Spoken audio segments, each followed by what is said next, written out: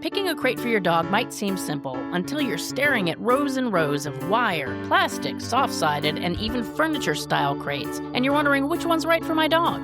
Today, we're going to talk about the biggest mistakes pet parents make, how to keep the crate buying process logical and budget-friendly, and the pet advice that can turn your crate from cage to a safe haven for your dog. So stay tuned.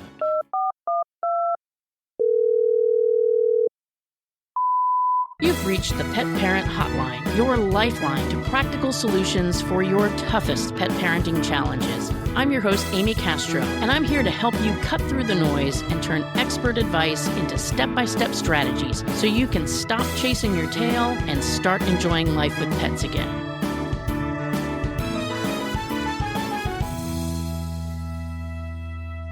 Welcome back to the show. I'm Amy Castro, and I will be honest, the first time I ever bought a crate, I had no idea what I was doing.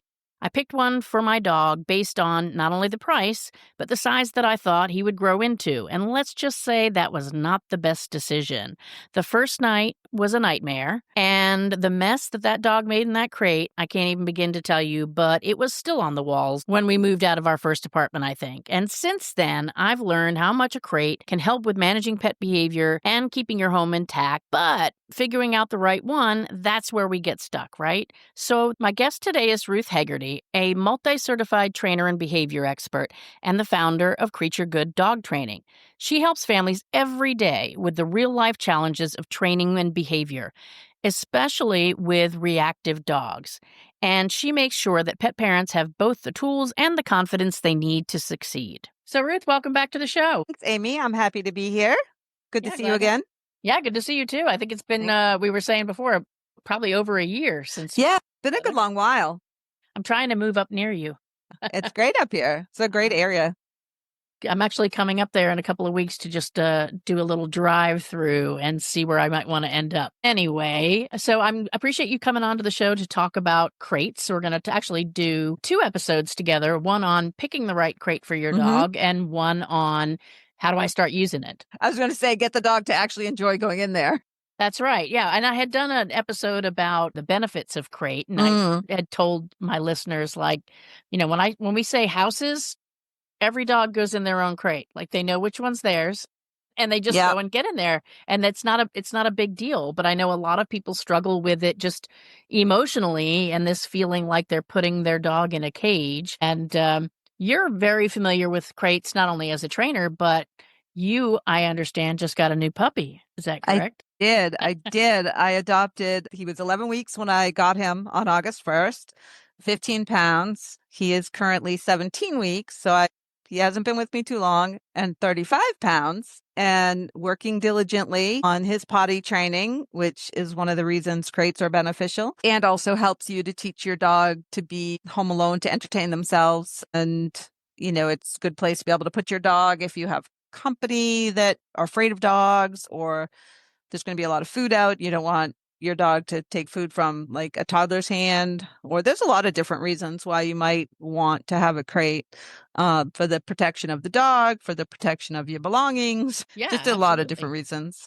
Yeah, and if you have multiple dogs, like I know for us, we've had issues in the past with, dogs fighting over their food. And so, everybody sees me coming with the bowls. I don't even have to say houses when the food is coming because they know exactly where that bowl's going. Everybody gets in their house, flip, flip, flip, shut the doors. 2 minutes later, flip, flip, flip. Everybody comes back out. Right. And all is right in the world. And we don't have any dog fights in the living room. So they're all happy. A lot of benefits.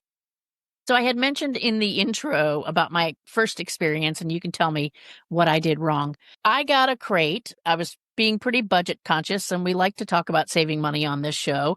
And I had a puppy that I knew was going to grow into a large adult dog, kind of like your puppy.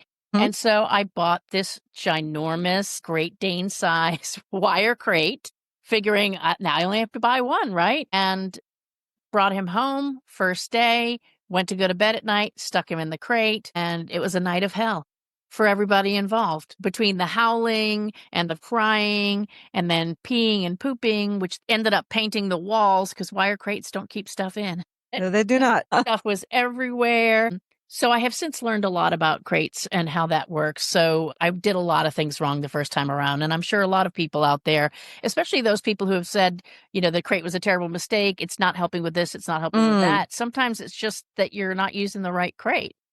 Yeah, the right crate, or you didn't put the foundational part of the training in to get the dog to like the crate. I mean, there's certainly going to be some individual dogs that, for whatever reason, aren't going to like a crate. Mm. The vast majority of dogs, if trained to like their crate, will love their crate. The only exception being some dogs, or a decent amount of dogs with separation anxiety, don't do well. They don't find comfort in it. But that's, a very specific group. Vast majority of dogs do enjoy being in a crate. And typically, once they're crate trained, you leave the door open during the day, they'll come and go. They'll take their snacks in there. They'll take their naps in there. My little guy, Archie, he goes in there during the day to just kind of hang out and do whatever. Yeah. We don't even call them crates. We call them their house. So and so in their Yeah, house, because that's where they spend their time. That's where their bed right. is. And It's like their bedroom, yeah, like a exactly. child's bedroom. It's a private space. Exactly. So let's talk about buying crates. And the first thing I wanted to address was the issue of size. Obviously, that crate that I bought for that puppy was way too big. Yes and no, right? Okay. Because Archie's 35 pounds. He's going to be, I don't know, somewhere between 50 and 80 pounds when he grows up. So you don't want to have to buy a crate over and over. And depending on which kind you get, some are going to be more or less expensive. If you want fancy furniture looking crate versus the wire crate.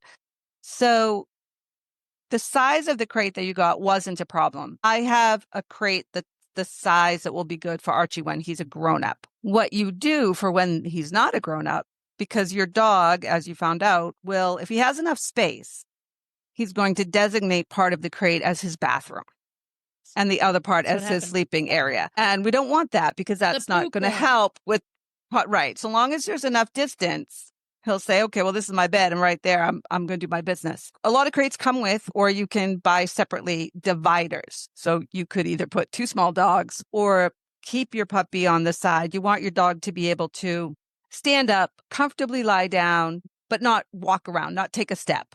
Like stand up, turn around so they can get comfortable and lay down. It's really all the space that they need because they're not going in there to exercise. Yeah, it's funny you say that divider thing because it did have one of those. I had no idea what it was for. Yeah. And I think even out in my barn, there's probably a half dozen of them, the dividers, that extra piece of wire for something. But I could have sized it as he grew. It's not even like I had to put it halfway. I could put it. Right. Yeah. So it graduates. So you buy one crate for the adult size of the dog, and then you just, and you could even, if you didn't have one of those crates, you could cut up a piece of cardboard. You could MacGyver some way to divide it so that you're having the usable space. Yeah. And I like that idea because that crate was not horribly expensive, and we did end up keeping it. What we ended up doing is we ended up going out and getting a smaller one, and then we had two, which was okay because we eventually had two dogs. Right. And it works out. One thing I would say to people, before you go out and buy a brand new crate, check your local Facebook marketplace or your, I mean, it's amazing the amount of people that are either giving them away or selling really decent crates. Right. Because people, once their dog's an adult, if they're not using the crate anymore, or if the pet passes away, it gets stuck in the garage, and then, they get tired of looking at it and then they get rid of it. Yeah. So it's pretty easy. I mean, I've seen crates trash day on the side of the road too that you could just grab, but you check your local dog owners group on Facebook or Nextdoor or your Everything's Free page or any of those kind of things. It is pretty easy. Like I routinely see crates of all kinds of sizes being given away. Yeah, so definitely look for that. And I'm glad you made the point about the, being able to stand up, because that's something that I've seen with people that are traveling sometimes as they're trying to maybe get a dog that's too big really to be flying on the plane and get it under that seat. And it's like, I know that's not a crate, that's a carrier, but most of the airlines will even require if it's a travel carrier that the animal can get up and move around in it. Yeah, because you don't want the animal to be uncomfortable or, end up with an injury because he got stuffed into. They will call you out and not let you on the plane if they think you have too big of an animal and too small of a carrier. Yeah. So what about, in speaking of traveling in planes, because I have accumulated a vast collection of crates and carriers, and sometimes they're sort of the same thing, but not, I think about the crate as being something that's a little bit more permanent, and the carrier is kind of the thing that you're taking with you, or maybe it's based on size. But, there are the traditional kind of wire crates. There are the plastic, what I always used to think of as airline, like shipping kind of Hmm. crates, the two big clamshells. And then now they've got the ones that look like furniture, which I have several of those as well. Because I got tired of looking at the ugly crates in my living Mm. room. So I got two end tables and a kind of like, it could have been a coffee table, but I already had a coffee table and I put that in the dining room. How do you decide what material other than aesthetics that would be best for your dog? So part of it is aesthetics. Part of it is, what can I bear to look at? Part of it is, what's the climate, right? Do I need a lot of airflow? So wire crate might be better than the plastic that just have the little slit window kind of things, but it's less fully enclosed. So, how hot is it going to get? You can get fans for your crates, but that might be a consideration. If you have a soft-sided crate, will my dog chew his way out, or is that fine? I have a soft-sided crate. I just use it for traveling to set up in a new location, not necessarily I can't pick it up and carry my dog in it because it's huge. They're kind of like those travel cribs that they have Right, for babies or exactly. playpens. It's all soft. I had one of those. I thought it was awesome because it was big and it could be folded up. The dilemma was, like you said, my dog was like, "Yeah, I can eat through this Right. without So you'd have to, and the carriers that are meant for you to sort of sling over your shoulder and carry your pet around, they tend to be a little smaller and less sturdy because they want it to be light so that you can carry it around. Yeah, So they're, less of a permanent. But for your permanent in-house one, your best bets are the wire, the plastic, and they make different. I mean, you can pay thousands of dollars for, you know, this elite top of the line. They also make now like acrylic see-through crates. So there's lots of different materials that you can get. And I mean, I kind of base it on my budget, my aesthetic. I have a traditional wire crate, but I fancy it up by putting something over it, use it as a table and that kind of stuff. Although I'm not using it as a table now because Archie uses the top as we call it his roof deck, because he climbs up on the top to look out the window.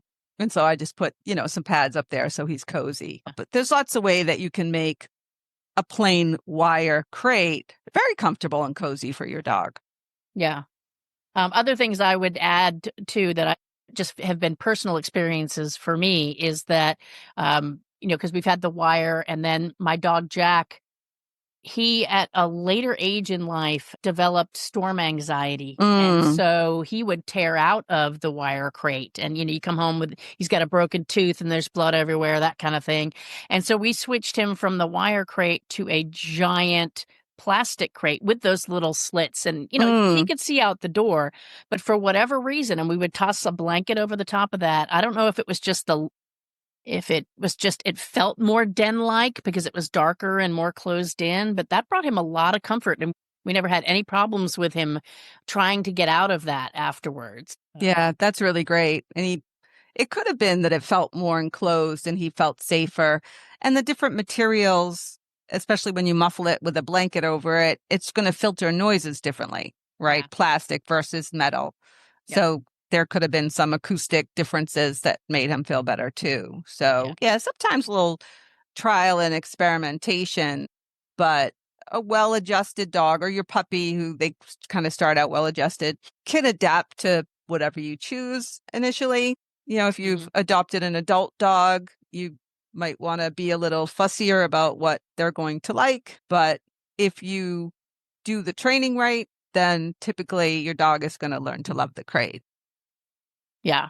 And one other thing I was going to mention too about the crates, and if you're using it consistently, obviously you're not going to be putting it away. But the one challenge that I found with that giant, and it was huge, but even with the smaller plastic crates that have the little bolts that hold them Mm-hmm. together, it's a little bit less easy to store those because you have to take all the little bolts off and then you have to Mm. invert it versus a wire crate that folds up and then you slide it under the bed kind of thing. So Yeah. if you feel like you're not going to be using it all the time, but you want to save it, that might be something to consider. And that's the beauty, I think, of getting something used or borrowing something from a friend and test it out before you Hmm.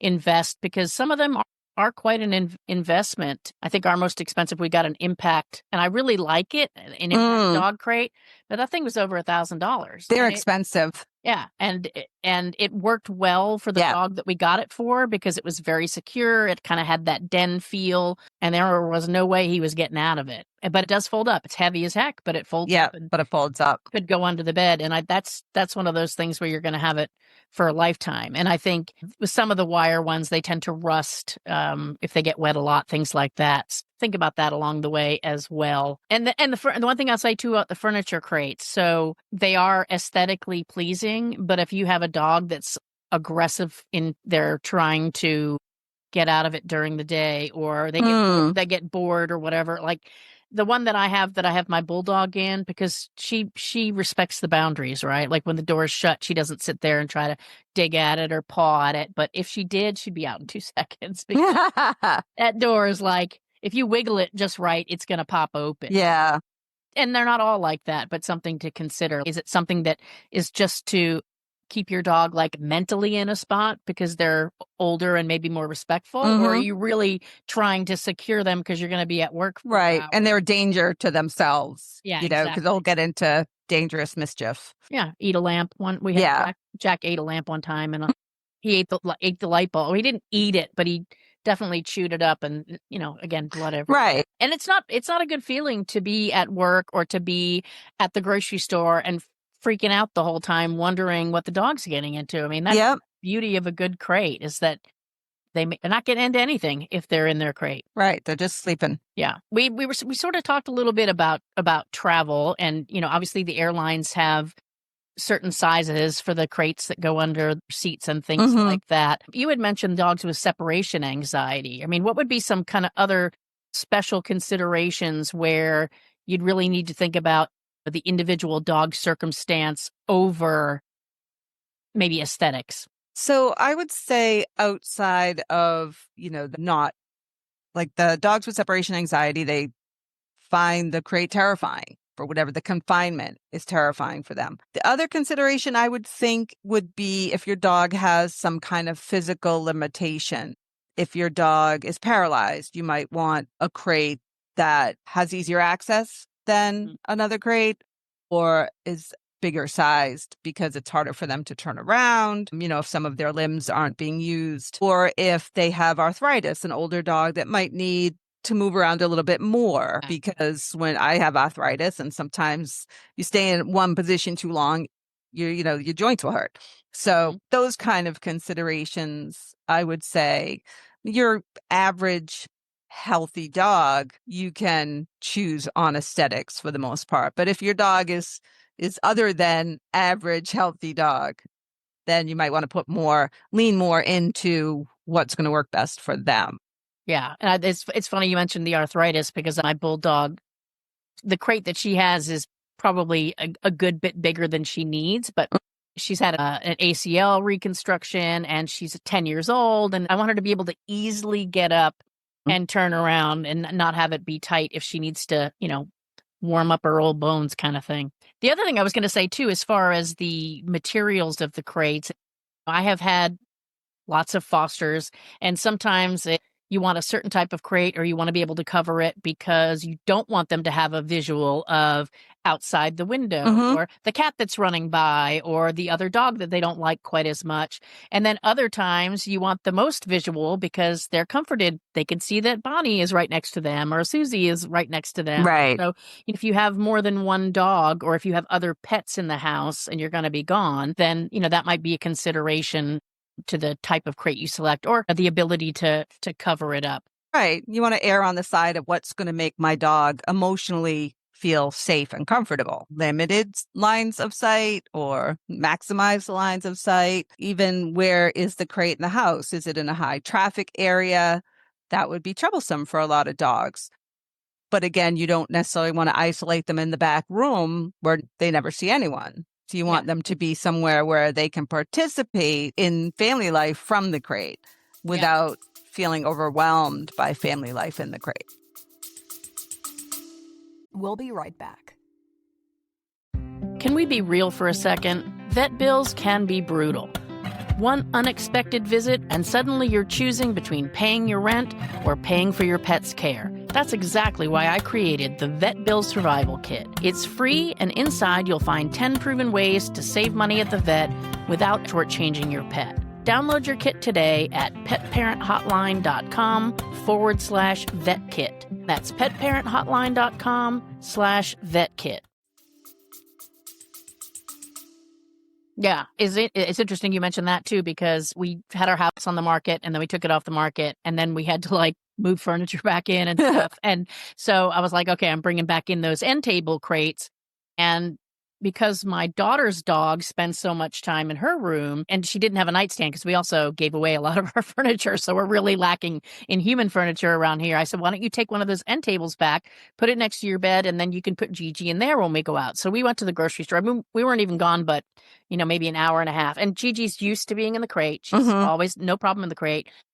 But because it was back in the bedroom and everybody else was out in the other place, she actually threw up all her food from earlier in the morning. Oh, the poor thing. Yeah, she just was distraught. It wasn't the crate. It was because she couldn't see everybody, or maybe she heard them in a distance and what am I missing out on? I'm not sure what was going on in her little pea brain, but she was super unhappy. Seemingly minor changes to us can feel overwhelming to dogs. Yeah.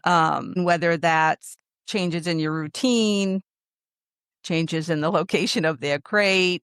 Yeah. So they do respond to minor types of things. Seemingly minor. They're not minor. Obviously she threw up wasn't minor to her, but something that seems minor and logical to us. Yeah, because it's like you need an end table and this one's a crate, put the dog in it. Well, and you're in the same room that you spend 20 hours, maybe right? 20 hours, but she sleeps back there at night. I mean, it's not like she was in I stuck her in the guest room or some out of the way place. But that actually makes a good point. Where I wanted to kind of go next with this was, the logistics of it, because if that's the case, then you probably want to think about, where do I want this crate to be long term, only from the standpoint of the comfort of the dog, but also convenience for yourself. And do you really want the crate in the middle of your living room? It's like, yeah, that's great if you're watching TV, but do you want to have the party and the dog's in the crate in the middle of the living room kind of thing? Right, which might be stressful. And that can also go back to helping you with your decision about what kind of crate do I want? Is it going to be an eyesore here, or is it going to blend in or whatever? Yeah, you want to think about the temperature. Your dog going to be sitting in direct sun all day, or the outside noise if they're near a window. My crate's near a window, but it's fairly insulated in terms of the outside noise. And my new dog doesn't mind the outside noise, so that's not an issue. Are they going to hear everyone that comes up the front stairs? And is that going to be a problem? I'm just thinking what bothered my last dog about where the crate is? Yeah, I mean, if you're in an apartment and you're the first apartment at the front of the stairs and there's a window there and people are walking past all day, some dogs won't have a problem with that, and others are going to go others will, right, ballistic every single time. You mentioned before fans, and that got me thinking about accessorizing. Obviously, a fan would be a good thing, and I would assume you have to be safe as to how, is it specifically for crates and how is it plugged in that they can't get to the cords and things like that. But what about putting food and water bowls in there? I would assume that would have something to do with how long you're going to be gone. Because to be perfectly honest, other than having them have their meals in the crates, if I'm going to leave for a couple of hours, I don't put water in their crates. Now, I'm not gone for 10 hours. I might be gone for 3 or 4 hours, probably max. But right. I figure they can go 3 or 4 hours. I wouldn't recommend leaving a dog, and not counting puppies. Yeah, no, not puppies. Healthy adults.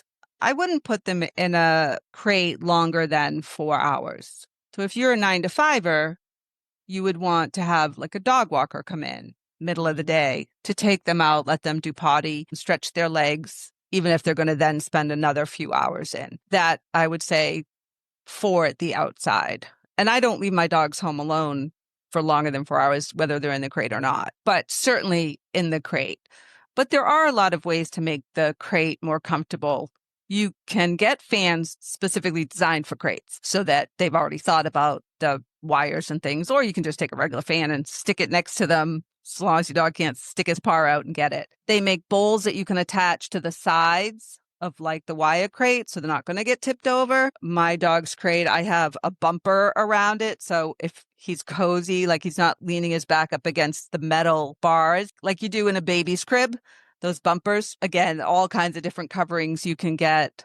I also, in my crate, have a lick mat that is designed for crates. You can stick it to the side Mm. so that it's not taking up floor space. There's a lot of, I was looking on Etsy just for fun. There's so many like signs, custom signs you can get to put on the outside of the crate. So you could say like Gigi's house or something like that, The which isn't a lots of comfort laughter. measure, but it's funny. So they make specific beds, the whatever standard sizes the crate comes in, you can get a perfectly matched bed for it.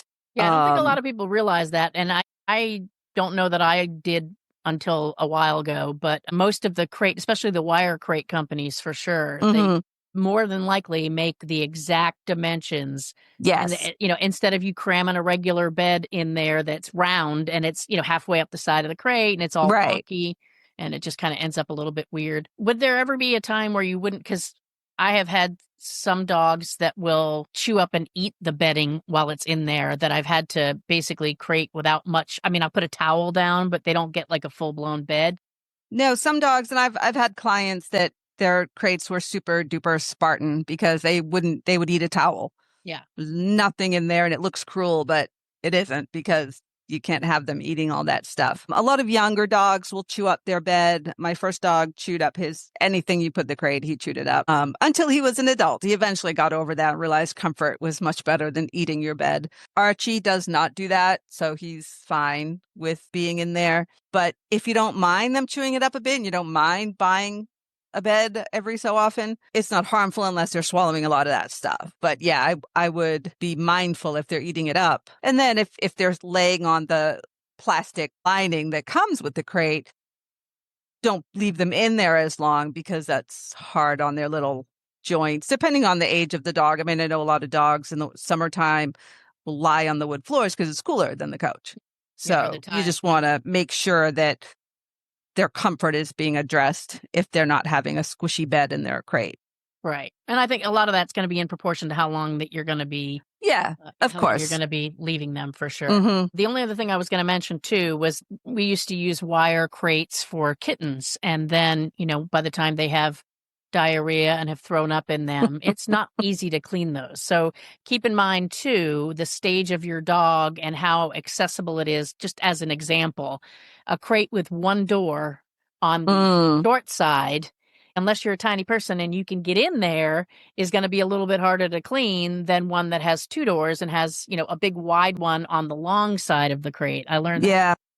Also gives you more options of where you're going to put the crate Yeah. because you'll have access from different angles. Yeah, because they do come with just one door for whatever reason, or Yes. you have to make sure that you're buying the number of doors that you want. Yeah. So definitely something to keep in mind. Yeah. All right. So to wrap things up, Ruth, if you had one final parting piece of advice for pet parents who are kind of struggling, maybe just kind of struggling with the idea of a crate or struggling with the decision about what kind of crate, what would be your best piece of advice? So I would put myself in the mind of my dog. What crate would make my dog feel comfortable, emotionally safe, emotionally happy? If they were going to be spending, let's say, 4 hours a day in this crate, would they like this crate or would they like this crate? And think about what the pros and cons from your dog's perspective, I Yeah. think makes it easier to decide. Yeah. Yeah. Instead of looking at it from a human perspective. Right. Right. Because, as much as you're paying for it and setting it up and being responsible for it, your dog's living in it. Yeah. So, Yeah, definitely. Well, Ruth, thank you so much for being here to talk about this, what I think is a super important subject. And I hope that this helped allay some of the fears of people who are still hesitating on the issue of crates. yeah, you're And welcome. I hope so. Life is all about mindset, right? If you yeah, get out of your head that it's prison for dog, get into your head that it's a cute little bedroom that you can put dollies and things in, yeah, there you you're go. golden. Yeah, it's just kind of like that canopy bed you wanted as a kid or whatever. Right, You right. got those little closed in. Just it's your dog's tent. He's just camping. It's Yeah, okay. yeah, for sure. All right. Well, if today's conversation got you thinking about your own crate setup or thinking about what type of crate you might invest in the next time you buy one, make sure to check out our show notes because I'll have a few links for some crates that I like on that. And anybody who's been through the crate training process, because that's what we're going to talk about in next week's episode, if you had any particular challenges along the way, send us a DM or send me an email and let us know. We'd love to hear about it. And for everybody listening, remember, choosing the right crate isn't about doing things perfectly. You can experiment, use our advice to go ahead and try to find something used to start off. But in the end, it's really going to be about finding what works best for your dog, what works best for your lifestyle and your budget. And hopefully you're going to find something that works really well for everybody. So thank you for listening to another episode, and we'll see you next time. Thanks for listening to the Pet Parent Hotline. If you enjoyed the show, don't keep it to yourself. Text a friend right now with a link and tell them I've got a show that you need to hear, and ask them to let you know what they think. And remember, your pet's best life starts with you living yours. So be sure to take good care of yourself this week and your pets.